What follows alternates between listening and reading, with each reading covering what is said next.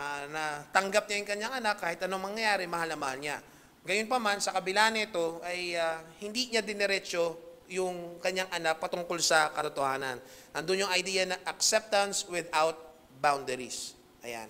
And so, eventually, itong anak po na ito, na-overdose. And during nung lamay na yon, during the funeral, sabi ng tatay, I thought loving him meant never making him uncomfortable. Now, I realize love should have also meant helping him stop. Okay? It was probably too late for the father. It was probably, siguro, sobrang daming regrets na na-realize nung tatay na yon. And hopefully for us, it's not yet too late. And so, can love truly be love if it lets others remain in danger or in sin? Yung panahon po natin ngayon, yung generation natin na ito, sa maraming, sabi nga ni Kuya Nel kanina, we are in a generation of overwhelming information. Marami na talaga. And including po doon, even yung love the world has been informing us of redefined love. Yung iba't ibang klase po ng pag-ibig. Kung kaya marinig natin yung mga phrase na love is love, you do you, and don't judge, just accept. May famous na TikTok. Ano yung sa TikTok na ginagawa?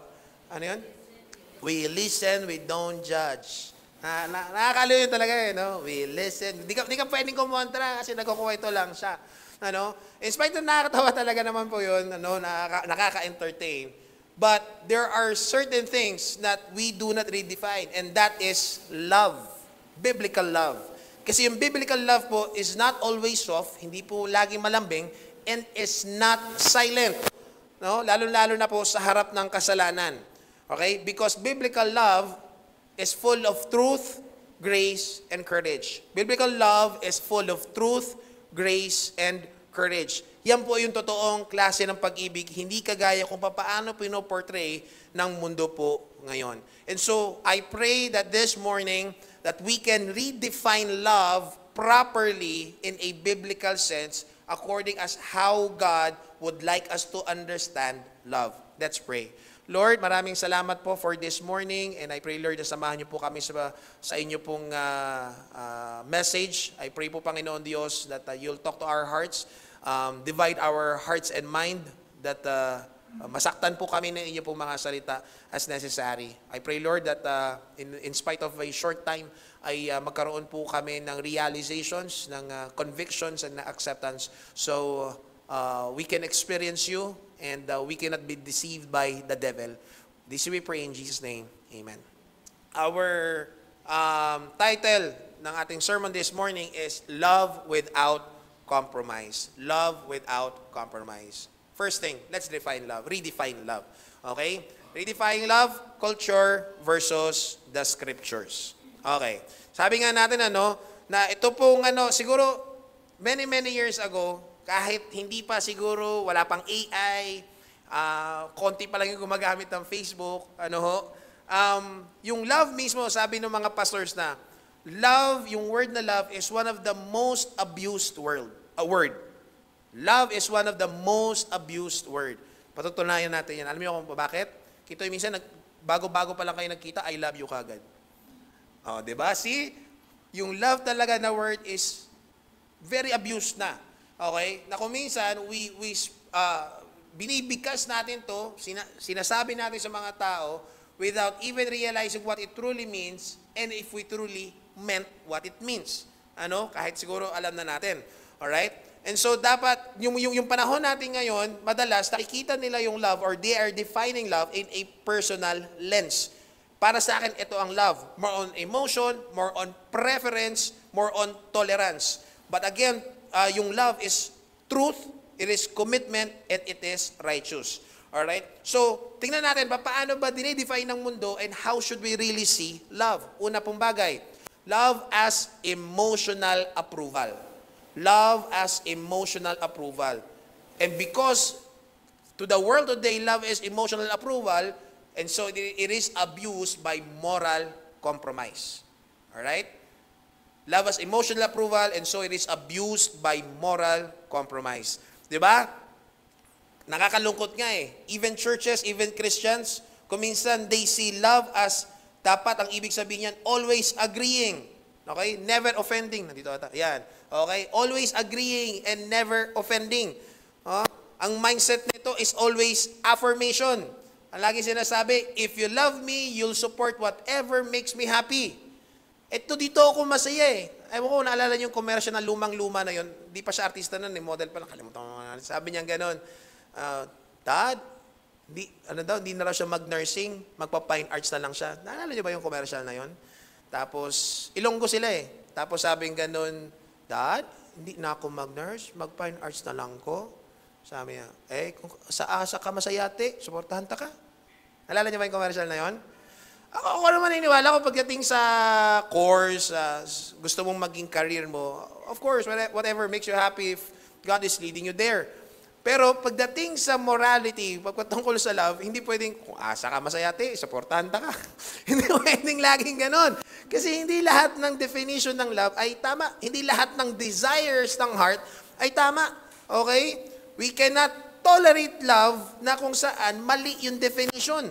Okay? Kaya dapat, inside our relationships, in our family, sa ating friendships, lalo-lalo na po sa ating church, okay, dapat nag-iiba yung view natin ng love. Alam ko po, personal, yung iba rin po sa atin siguro, iba yung definition natin ng love before. We do things differently before, even being Christians. May mga mali tayong nagawa at may mali tayong mga nagagawa. But this is a call for each and every one of us na kung saan we have to redefine love as God sees love. And so what is biblical love ba? First, biblical love discerns what is good. Biblical love discerns what is good. Anong sabi po ng salita ng Diyos? Romans 12:9. Maging tunay ang inyong pagmamahalan. Pag narinig yung pagmamahalan, na-imagine ka agad, lalaki, babae, makalapit yung mukha, nose to nose, cheek to cheek. Ano ba yung kanta ba yun? Diba? Ganun ka agad, pagmamahalan. Yan. Pero tingnan niyo yung sinabi dito sa salita ng Diyos, maging tunay, maging genuine ang inyong pagmamahalan. Anong sabi diyan? Papaano yung love? Kasuklaman ninyo ang masama at pakaibigin ang mabuti. That is true love. Naghahanap kayo ng TL, sabi ni Julie na Magdangal. Ito ang totoong TL. Okay? It discerns what is good. Dahil mahal kita, gusto ko kasuklaman natin ang masama. Dahil mahal mo ko, pakaibigan natin ang mabuti kung ano yun na ayon sa Panginoon. Biblical love also corrects in truth. Ano pong sabi ng salita ng Diyos? Proverbs 27:6, ang masakit na pagsaway ng isang kaibigan, ay may katutunan. Ngunit ang halik ng kaaway ay hindi maasahan. Okay? Let that sink in. Ang masakit na pagsaway, pag-correct ng isang kaibigan ay may katuturan. Ngunit ang halik ng kaaway ay hindi maasahan. Kung panay tolerate lang ng tolerate, compromise lang ng compromise sa truth, at hindi ka pwede kayang diretsohin. Okay? Ang sabi doon, equivalent niya ng halik ng kaaway. Pero yung pagsaway na totoong kaibigan, kuminsan talaga masakit. Okay? Dahil nandoon yung totoong love. And that is love. It's not popular. Many people don't want it, but that's true love. True love discerns what is good. True love corrects in truth. Alright? Sumunod. Love as defined ng mundo, tolerance without boundaries. Tolerance without boundaries. And so, because of that, it is abused by enabling sinful behavior. Again, yung culture nga po, it rebrands love. Nandito ba? Yan. Culture often rebrands love as tolerance without moral standards. Narinig nyo na ba yung antaas-tabas naman ng standard mo? Ayan. Kapag naghahanap ng partner sa buhay, ano daw yon? Tall, dark, and handsome. Sinortcut nila yan ngayon, di ba? TLDH, TDH, tall, dark. O nga na, TDH. Pagka nasa teenager ka pa, tall, dark, handsome. TDH. Pag nasa 30 ka na, tall and dark na lang kay di na handsome. TD na lang. Pagka nasa 40 ka na, dark na lang. Di na lang. Pagka 50 ka na lang, kahit ano na lang available sa palengke. Nawawala na yung standards. Kidding aside, dahil we want to be so acceptable, okay, we tolerate without boundaries, and so kung minsan nangyayari, we remove moral standards. for the sake of acceptance, for the sake of tolerance, of which is not biblical love. Hindi yan yung love na ayon sa nakikita ng Panginoon. Okay? Ano yung sabi dyan? Ito yung sinasabi, to love me is to let me be who I want to be. Ganito talaga ako. Ito talaga ang totoong ako eh. Diba yung mga sinasabi nila, nagpapakatotoo lang naman ako. Narinig nyo na ba yan? Even from Christians? Ito talaga ako eh. Pag humarap ka sa Panginoon, tapos may pangit ka ugali, subukan mo sabihin kay Jesus yun, Lord, huwag mo akong baguhin na ito talaga ako eh.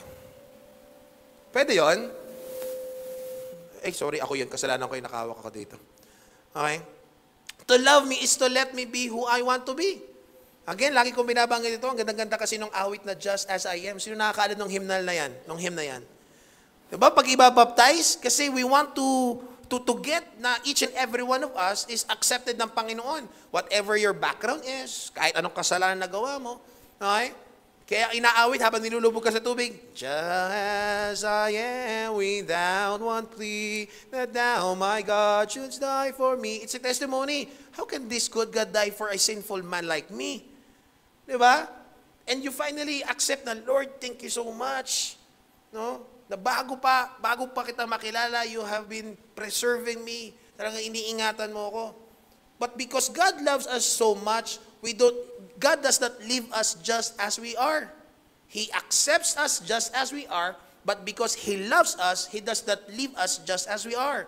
And so, love as tolerance without boundaries is abused by enabling sinful behavior. Pero ang totoo po dyan, hindi love yon. This is fear in disguise. Pakunwaring pag-ibig. Hindi siya totoong pag-ibig. Totoo lang takot. Bakit? Two things. One, because probably you want to please men. Ayaw mong magtampo sa'yo, ayaw mong magalit sa'yo, ayaw mong masira yung bridge kasi you are imagining that you are burning bridges. Galatians chapter 1 verse 10, anong sabi po dyan? Huwag ninyong isipin na ang nais ko ay malugod sa akin ang tao, sabi ni Paul. Hindi, ang nais ko ay malugod sa akin ang Diyos. Kung ang ikalulugod ng tao ang hinahanap ko, hindi ako tunay na lingkod ni Kristo. That is Paul, who was a murderer before. Sinful man. Pero finally, because God corrected his life, inayos ng Panginoon kanyang buhay, and so, this is not a license for me to tolerate the sin of others. Rather, because God has forgiven me, God has fixed my life, I will not please men. I would like to please God. Dahil kung ang isip pa rin natin ay pleasing men pa rin, sabi ni Paul, hindi ako tunay na lingkod ni Kristo. If I'm going to translate this how I see it, hindi ako totoong disipulo ni Kristo. I am not a true follower of Christ. Maybe I'm a believer, but I am not a follower. It is a disguise of fear because again, in truth, you are fearing men. Proverbs chapter 29 verse 25, ano sabi dyan? Mapanganib kung tayo ay matatakotin. Sino mahilig sa horror dito? Actually, dati nanonood ako horror, pero ngayon hindi na.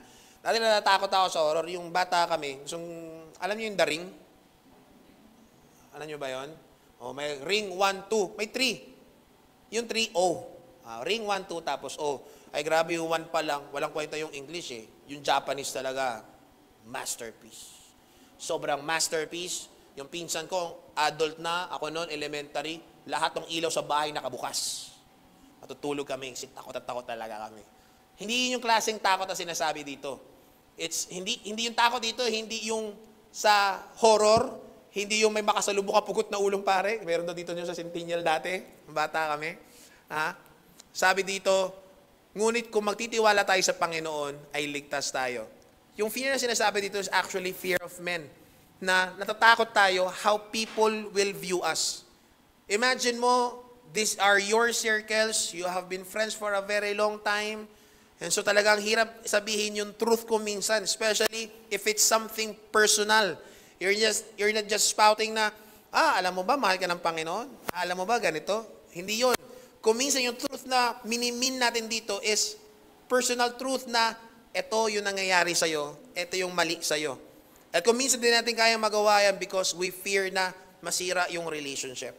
Kaso nga lang, yung scripture, it says that we do not rejoice in wickedness. More to that, of that later.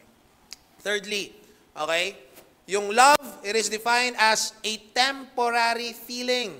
A temporary feeling. And so because of that, it is abused by justifying immorality. Okay? Sa mga palabas, sa mga kanta, sa social media, madalas yung love, it is often shown as fleeting emotion. Nung bata kami, may narinig akong kanta eh. Sana dalawa ang... alam nyo pa rin pala kahit nung bata-bata. Ano pa yung kanta? Bakit? Sira ulo mga kanta yun, no? Bakit ngayon ka lang? Bakit ngayon? Kung kailan ang aking puso'y mayroon ng laman. Baka malungkot ka, samahan ka ng iba. Minsan ngayon yung love, sobrang dami. Alam nyo ba, ngayon na adult na tayo, and yun nga, pagka pinagmamasdan talaga natin yung mga lyrics, na-realize ko, sobrang daming romantic songs na ganyan yung content. Na meron ka ng commitment sa isa, pero you are still open sa iba. May kakilala ko dati, tapos sabing ganun, nag-cheat yung kanyang wife. Sabing ganun, isa sa mga matatanda na nag-a-advise sa kanila, hindi naman natin masisisi, napamahal eh. Tama ba yun? Hindi masisisi, napamahal eh. Ganun talaga, di natin masisisi, mahal niya talaga eh. The reason na tinatanggap natin yun, okay, kasi open tayo in the first place. Na okay lang yan. Pwedeng love mo siya ngayon, committed ka ngayon, pero later on, pwedeng hindi na. That is not true love. Okay? That is love as defined by the world. A temporary feeling. Okay? Hindi ako masyadong mag-get into sa batas Okay? Sa akin lang ito. Yung divorce, ano ba to? Ba't ko binanggit biglang? Na-realize ko. Pero sige na. Yung divorce, okay, disagree ako sa divorce. Okay? Ayoko talaga ng divorce. Kasi ang idea ng divorce, correct me if I'm wrong, if you have a certain agreement, pwede kayong kumuha ng lawyer, then gawa kayo ng agreement, you are divorced. Okay? That's it. Gusto ko actually idea ng annulment. Napakaganda niya. You need certain grounds, like heavy grounds, para magkahiwalay kayo. And kung maging diretso ko, ang problema doon, it's not available to an average Filipino. Yun lang ang problema niya. Okay? Anyhow, okay?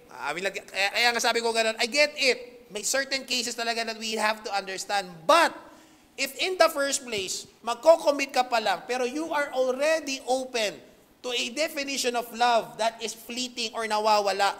Okay? A temporary, a momentum situation of your heart and mind. Then, maniniwala ka talaga sa love at first sight. Bakit? Ano yung love at first sight? Sabi nga nila, if you believe in love at first sight, marami ka titignan. Kasi maniniwala ka sa love. Love at first sight din yun Diba? It's not love, that is not biblical love. Minsan, iniisip, if it fades, wala ganun talaga. Lalo na pag nanonood tayo ng tulpo, nakakaaliw lang Totoo lang, sakit sa ulo yung ganun sitwasyon ng buhay. And so, love is now used to justify immorality. Wala tayong magagawa Love talaga nilang isa't isa. Love daw kasi talaga Pero in truth, alright, it is contradicting God's holy design for love. Hindi yung disenyo ng Diyos sa love. Mas malalim yung love na pinapakita ng Panginoon. Okay? Basahin natin Okay. Samahan niyo ako. Yung mga, lalaki muna. Okay, verse 1, go. Tularan niyo. Sige, ready mga lalaki. Gising. Gising. Joke lang. Okay, verse 1, ready, go. Tularan niyo, dahil kayong lahat ay minamahal niyang mga anak. Okay, tigil mo na. Actually, this is doctrine and theology. Okay, gusto ko muna i-note yan verse 1. Tularan nyo ang Diyos. And so, the reason you want to study the Bible, you search and study scriptures so you can know God. Once you know God, you can identify His nature, you can know His identity, and so you can finally understand your identity. Kaya nga sinasabi natin, gusto mong hanapin yung sarili mo, hanapin mo muna ang Diyos. Once na ma-define mo, makilala mo kung sino talaga ang Diyos, then you will know how to live, you will know who you are. Kasi kapag nalaman mo na kung sino ang Diyos, ganyan pala ako dapat. Be ye holy for your Father is holy. Okay? Be righteous for your Father is righteous. Mamuhay ka kung paano, kung sino ang Diyos. Ha? Kaya sabi sa verse 1 pa lang, turaran ninyo ang Diyos dahil kayong lahat ay minamahal niyang mga anak. Hindi ka talaga pakapamuhay ng maayos, hindi mo ma-define ng mabuti yung love kung in the first place you are not reading scriptures. If you are not studying the Bible, if you are not having your devotions. Verse 2, mga kababaihan. Ready, go.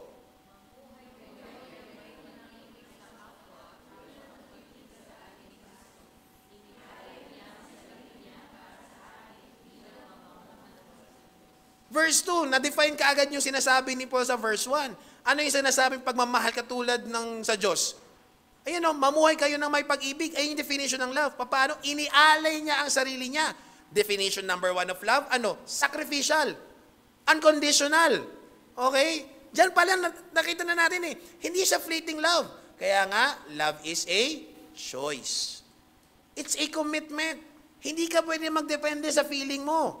Alright? Kasi si Jesus, at the last moment, He prayed to the Father, Lord, kung okay lang sana, let this cup of wrath pass from me. Kasi alam ko kung gaano kabigat tong cup of wrath na ito. Karoon pa man, hindi yung gusto ko, kung hindi yung gusto mo. Yung plano natin from the beginning. And so, for God so loved the world that the Father gave His only begotten Son, and the Son followed the Father, so obedient even to the point of death. That is love, sacrificial and unconditional. Hindi siya conditional, hindi siya fleeting feeling. Alright? Verse 3, mga kalalakihan, go.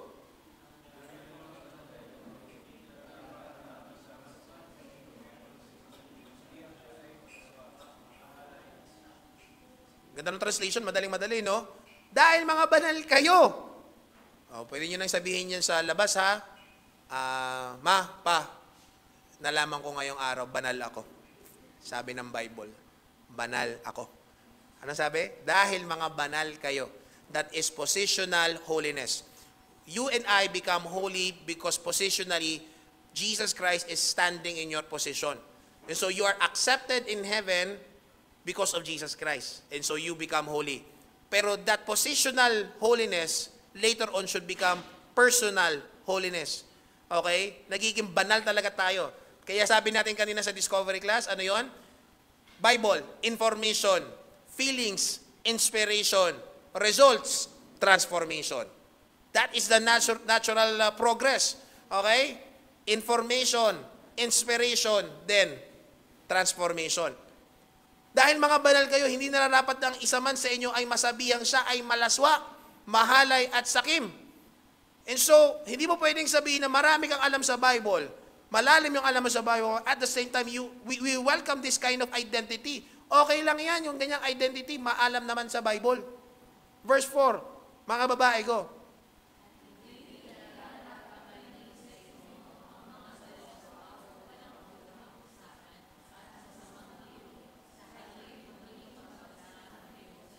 Ha? Medyo kasi, contemporary Filipino translation ito. Kaya nakadiretsyong-diretso talaga. Ano sabi dyan? Hindi rin nararapat na marinig sa inyo ang mga malalaswa, o walang kabulahang usapan, at masasamang biro. Alam ko naman actually, I am one of those boys. And I'm calling it boys, not man. Okay? Boys na open sa ganyang klase conversations. But as God transforms you, nagiging maingat ka na hindi dapat present sa atin itong usapan na ito. Dapat naaalis ito, dapat nababago ito. Ito yung totoong love. Why? True love, merong boundaries. You are putting standards. Ito yung love. Dahil love ko ang Panginoon, love ko ang truth, love ko yung holiness sa akin ng Diyos, and so I will live righteously. Okay? Holy. Okay. Verse 5, babae na, no? Ay, lalaki na pala. Okay, mga kalalakihan, go.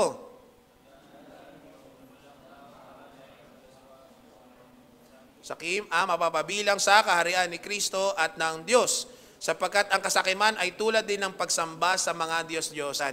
Nakita niyo yun? Yung bandang dulo? If we are still open to this mindset, anong sabi dyan? Tulad din ng pagsamba sa mga Diyos-Diyosan. Idolatry. Sabihin natin, wala na akong ribulto, di na ako nagkasamba sa imahe, wala na akong Diyos-Diyosan. But, kung selfish pa rin, ang focus pa rin ng love mo, ang focus pa rin ng attention mo, yung sarili mo, egoistic pa rin. Because I want this, because I love this, because this is what I feel. Okay? Kung puro I, puro ako, that is idolatry. That is the worship of self. Okay? Tandaan natin, walang taong mahalay malaswa ang pamumuhay at sakimang papabilang sa kaharian ni Kristo ng Diyos. Okay, hindi natin sinasabi, I would like to clarify this, God is not talking about, the Bible is not talking about activity, He is talking about identity. Nagigets nyo? God is not talking about activity, He is talking about identity. Okay, listen carefully. Pag sinabi natin activity, nagagawa mo siya every once in a while. Okay? Basta, mapamura ka. Pwede pa pamura minsan-minsan. Nakapanakit ka, minsan-minsan. Okay? But that is not your identity. Pag sinabi mong identity mo, yun yung pagkakakilanlan sa'yo. Ay, si Mike, malaswa ang bibig niyan. Ay, si Mike, maano yan? Mapanira ng tao yan. Ay, si Mike, identity. And so, yung tinatransform ng Panginoon is not just your activity, kasi activity, bigla na lumalabas talaga yan. But the identity. Kaya yung sinasabi dyan sa scriptures, over and over again, is identity. Okay? Drunkard, gambler, adulterer, fornicator. Alright? Identity. And so yung identity dapat na-transform na. Because we are not of this world. We are pilgrims of this world. Ano yung kanta? This world is not my home. I'm just a passing through. My heavens are laid up somewhere beyond the blue. The angels ano yan? The angels beckon me from heaven's open door, and I can't feel at home in this world anymore. Ano? Ako naman sa verse 6, huwag kayong padadala sa walang kabuluhang pangangatwiran ng iba tungkol sa masama nilang gawain. Dahil galit ang Diyos sa mga suwail. Enjoy na enjoy pa, masaya-masaya pa, proud na proud pa na ito yung mga ginagawa. Verse 7, huwag kayong makikibahagi sa ginagawa ng mga taong ito. Do not laugh with them. Ano? Do not contribute to that conversation. Do not contribute to that activity. Once you have realized, once the Holy Spirit corrects that in you, flee. Okay? And so the devil will also flee from you. Okay? God would love us to exercise yung tinatawag na covenant love. That is sacrificial love. That is unconditional love. Alright? Everything anchored in truth, enduring love. Yan yung totoong love. Kaya nga, di ba, pag sa marriage, ano yung sinasabi? Ito yung vow ko. Ano sasabihin? In sickness and in health, for thicker, joke lang, for poorer, for richer or for poorer, till death do us part. That is true love, that is commitment. Kasi gusto mo nangangako ka, hindi lang sa harap ng mga tao, hindi mo lang binabanggit kasi memoryado mo na o pinapasabi nung officiator. Hindi lang sa partner mo, do kasama rin sa partner mo, pero unang-una sa Panginoon. It's a promise, it's a vow. So, susumahin natin. Cultural lie, if you love me, you will accept everything I do. That's a cultural lie. If you love me, you will accept everything I do. Kahit makakasira na sa akin. Okay? But biblical love, biblical truth, if I love you, I cannot celebrate what will destroy you. Okay? Sabi sa statistics, sa Barna Group of 2023 na survey, okay, 52% ng nagsasabing mga Kristiyano sila, this is a high percentage, 52% na mga nagsasabing Christian sila, naniniwala na love requires accepting someone's behavior without criticism. Iba kasi yung tanggap mo at iba rin yung tinotolerate mo. Once na yung acceptance is equivalent to tolerance, doon mo dapat dinodraw yung line. Tanggap kita kahit ganyan ka, but I will have to tell you na ito yung mali. Love kita, gusto ko kasama kita, but I have to tell you na ito yung katotohanan. Imagine ninyo, nagpa-check up ka sa doktor, tropa mo yung doktor, may cancer ka na, sabihin sa'yo, okay, ubo lang yan, pre. Okay lang yan. I-paracetamol mo lang, bukas okay na yan. Sabi mo sa nurse, baka kasi malungkot ayoko naman siya sad face, baka mamaya. Hindi pwede. Ano? Alam niyo ang tawag doon? Hindi love. Ang tawag doon, malpractice. Pwede mo kasuhan yung doktor kasi hindi nagtrabaho na mabuti. Alright? Number 2. Okay? Love rejoices in truth. Right? Love rejoices in truth. Gusto niyo maging masayang relationship? You rejoice in truth. Anong sabi ni Paul, 1 Corinthians chapter 13, verse 6? Love does not delight in evil, but rejoices with the truth. Love does not delight in evil, but rejoices with the truth. And so, pinapakita sa atin dito ni Paul na yung biblical love is not passive patungkol sa right and wrong. Hindi lang na, sige lang, tingnan natin. Baka okay lang. Okay? Love does not delight in sin. Alright? Kahit sabihin ng iba ito ng culture, na ito ay freedom, na ito ay identity. Sa halip, love celebrates what is true, pure, and godly. We celebrate relationships, we celebrate circles, we celebrate ourselves if it's true, pure, and godly. At tandaan natin ito ha, truth is not a threat to love. Kung minsan masakit ang truth, kung minsan nakakasugat ang truth, sabi nga ng Proverbs, but it's not threat to love. In fact, it's the very foundation of love. Because if that love na tinatawag mong love is not founded in truth, that relationship, okay, will collapse. Mawawala at mawawala. Para lang tinayo mo sa yung bahay, nagtayo ka sa buhanginan. Mawawala at mawawala pagdating ng bagyo. It should be founded in truth. Okay? It's not neutral. Love is not neutral. It doesn't share for lies or wickedness. True love has a moral compass. We can tell that this is wrong, this is right. This is godly, this is wicked. We can draw the line. And so it grieves us over sin and rejoices in truth. Alright? 3 things. Mabilis lang. Rejoicing. How do we rejoice in truth? Rejoicing in conviction of the truth. Yung totoong disciple ni Jesus Christ, yung totoong follower ni Jesus Christ, okay? We welcome correction. Lagi na natin sinasabi ito. If to this point, hanggang sa ngayon, hindi mo pa nagigets na tuwing makikinig ka sa worship service, tuwing magde-devotion ka, tuwing magba-Bible reading ka, mayroong correction ng Diyos, well, mapofrustrate ka. Why? Bible is a lifetime of correction. The faith journey, your faith journey is a lifetime of correction. And so, imbis na magmukmuk ka o malungkot ka, you should rejoice whenever you are convicted of the truth. Psalm 119 verse 162. Sabi dyan, ako'y nagagalak sa iyong salita, in your word, in your scriptures, gaya ng isang nakatakbo ng malaking kayamanan. Ha? It's just like, nakakuha ka ng, nanonood ba kayo ng mga video paano kumuha ng ginto? Kasi nakakaalam ko paano magmina ng ginto. Kukunin yung ginto, di ba? Whether nuggets lang yan or alikabok lang yan na ginto. Tapos anong gagawin? Meron pa yung pag sa tubig kinukuha, meron yung parang mangkok, di ba? Anong tawag doon? Nagdudulong. Nagdudulong. Ginaganon-ganon yun. Tapos mahihiwalay pala talaga. Imagine mo, yung iba, hinuhukay talaga nila. And then eventually, kung nuggets yung mga kuha nila, maganda. Pero dito natatapos. Idadaan yung sa apoy, naglalagyan ng mercury para yung mga impurities, mahiwalay, hanggang maging ginto siya kung ano talaga yung substance niya. Okay? That's how we find truth sa scriptures. Masakit, marami kang dadaanan, mahaba ang proseso, it's not an overnight job. Pero once na ma-purify mo na yung truth na yon at talagang magamit mo sa buhay mo, ay napakaganda. Mapapakinabangan at magniningning sa buhay mo. Alright? Ay, sorry. Okay? So, we rejoice. We do not rejoice kapag, ang sarap sa pakaramdam. Di ba? Merong ganon? Sabi mo, pag alis mo ng church, inspired talaga ako. Talagang mayroong ganong mga preaching talaga inspired kapag uwi eh. Masaya ka kasi na-encourage ka eh. Pero alam nyo, isang paraan ng encouragement, totoo lang, conviction. Okay? Correction. Kasama po yun. Because that shapes us, it transforms us to the image of Jesus Christ. How do we rejoice? Rejoicing by living the truth. Knowledge yun? Rejoicing in conviction of the truth, rejoicing by living the truth.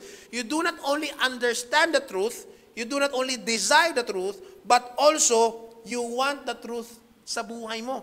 Na ipamumuhay mo siya, hindi mo lang siya alam. Hindi lang siya mere knowledge, it should become wisdom. James chapter 1 verse 22, anong sabi? Maging tagatupad kayo ng salita at huwag maging tagapakinig lamang na dinadaya ninyo ang inyong mga sarili. Kulang na kulang yun. Nag-devotion ka, hindi mo hinanap kung saan application sa buhay mo. Nag-Bible reading ka, hindi mo hinanap kung saan application sa buhay mo.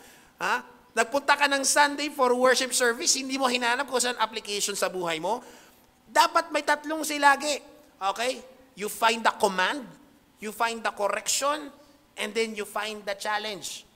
Command, correction, and then challenge. Yun yung lagi nating hinahanap whenever we are listening to God's Word. Okay? Unless it's information at walang application, wala pa rin transformation. Pwede talaga ako mag-flip top balang araw. Okay. Kinakailangan talaga may application. Kaya every time na nagkukwentuhan tayo, may application. Mag-devotion kayo, bakit kaya ito ang devotion ko? Saan ko ito gagamitin? Kaya ka-importante nagpe-pray, kaya kailangan mo ng talagang, kumbaga ba ng diretsyong communication sa Panginoon. Kasi para maging personal yung application, hindi mo lang siya napakinggan.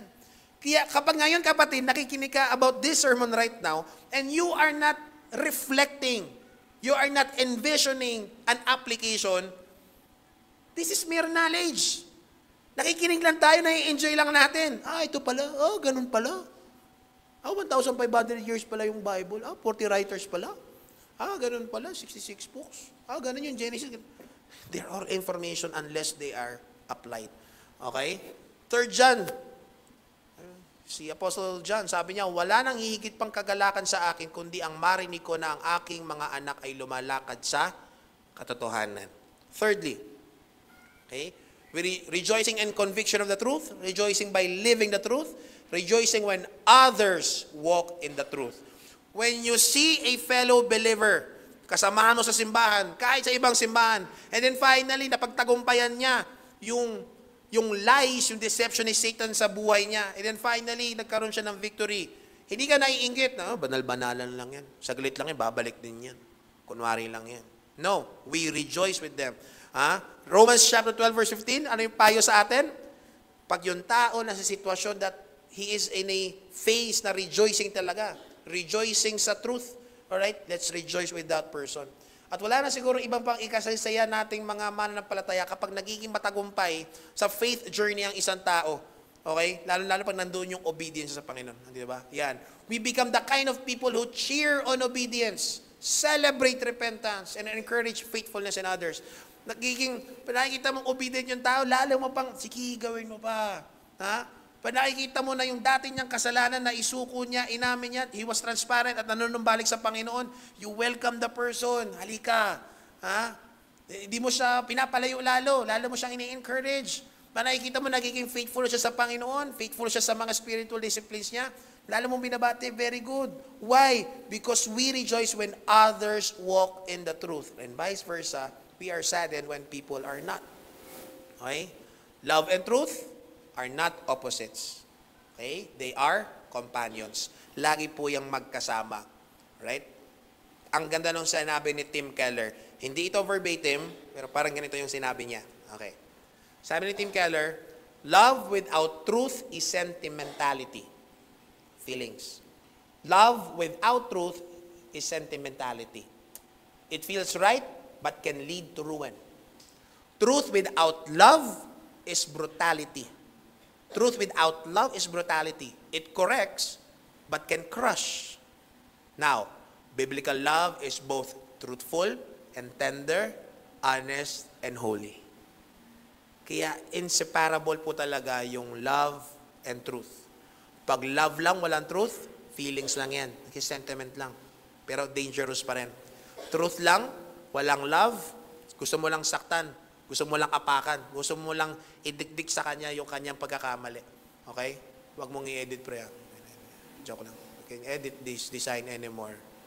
Okay. Pero truth and tender, pre.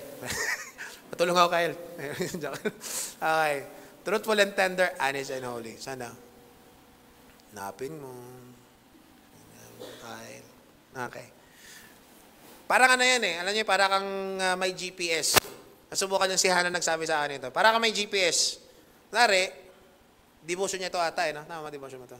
Parang meron kang GPS, tapos sino gumagamit sa iyo ng Waze saka Maps, no? Ng Google. Parang ano ka, biglang, wala rin nalagpasan mo yung liko. Sabi ka kaliwa, nagkukwentuhan kami ni Hannah. Lumagpas, anong gagawin ni Waze? Reroute, redirection. So ka lang kung minsan, ginagawa kasi ni Waze, pwede ka nang bumuelta na lang eh. Piikuti ka pang ganun eh, no? Wala kasing command sa Waze na, buelta. Wala eh. Pilipino lang nagbubuelta ata. Okay? Paikutin ka. point is, alright, hindi ka nalulungkot, hindi ka nagtatampo, right? When God redirects you, you recalculate.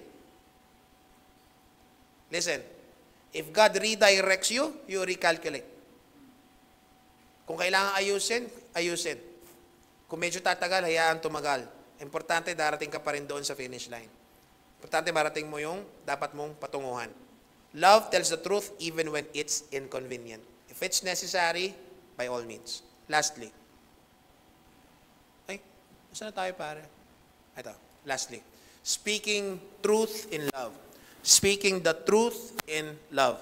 Ito yung isa sa mga points na na-share ko na rin before, pero let's give a little more emphasis. Galing pa yan sa Ephesians 4:15. Pag binasihan nyo yung Ephesians 4, parang biglang ang layo nung pinasok itong sinabi ni Paul na ito.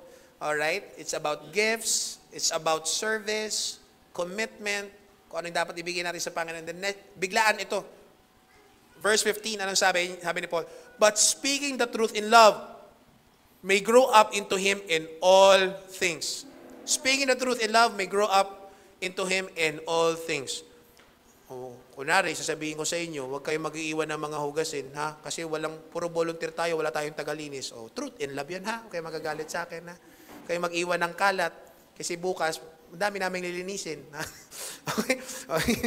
Kaya tinanggal na namin yung mga table dyan, kasi nangyayari yung mug, nakakalat eh.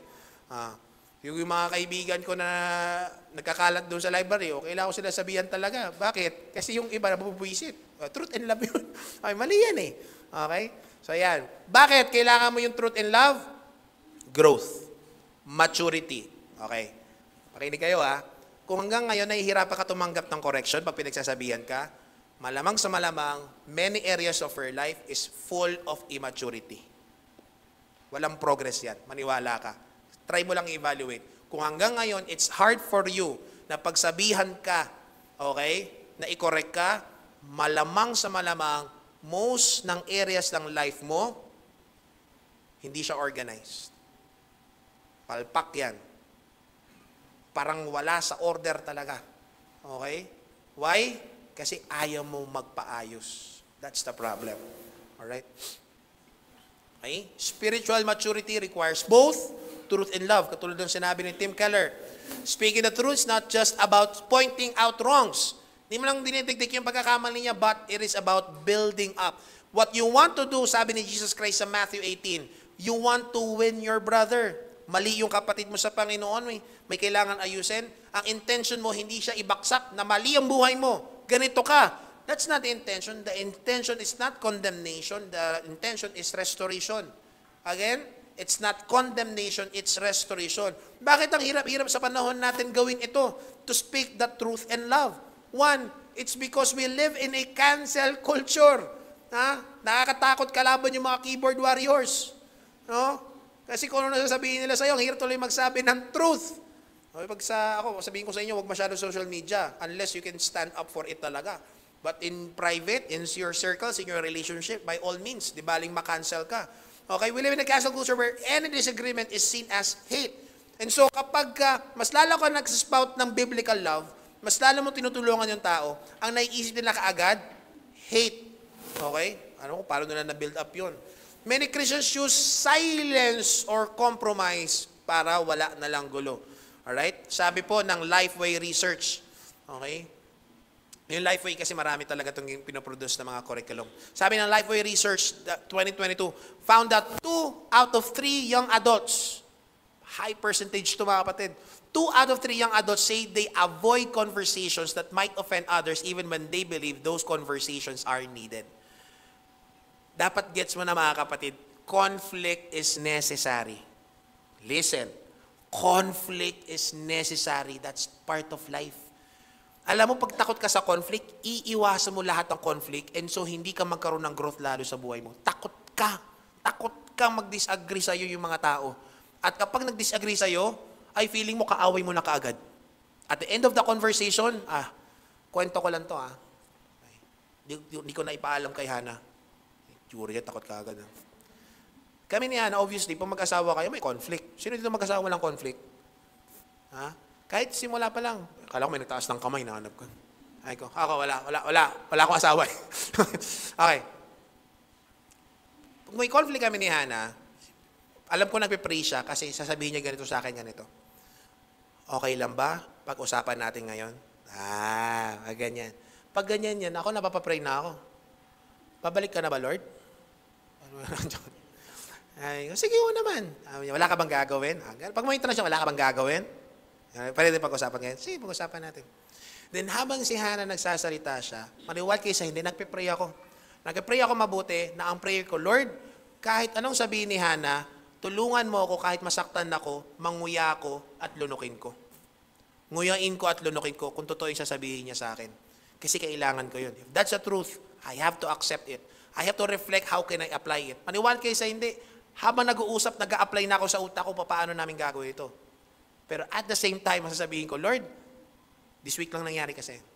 Lord, pero kung mali si Hannah, let me have the courage to also tell her. Because conflicts are necessary. That's plural. Conflicts are necessary.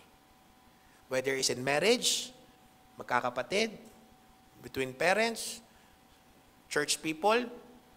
Alam niyo bakit hindi nare-resolve yung mga issue ng mga simbahan ko minsan, personal issues? Ugali nating asyano, hanggat maaari iiwasan. May alam ka na, tapos you have the accountability.